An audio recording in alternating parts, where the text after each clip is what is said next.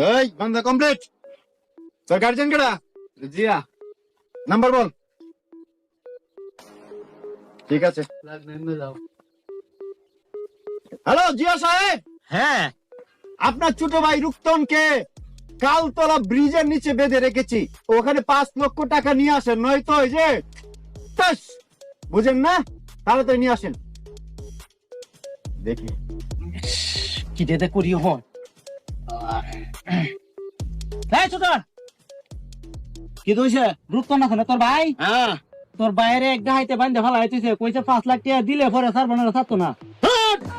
আমার উপরে কোনো ডাকাত আছে? আমার উপরে কোনো মস্তান আছে? আমার বাইরে বান্ধা রাখছে, কত বড় সাহস! এক তুরিতে আমি নিয়ে আসবো। ঠিক আছে ঠিক আছে, যা যা যা। ফাড়াই দিছে ও ডাইতের বাচ্চা, ডাইতরা দে আমারে কেমন তোরা ডাই রাহিস দইরে। তুই আসছিলি এটাকে ছুটাই নিতে না?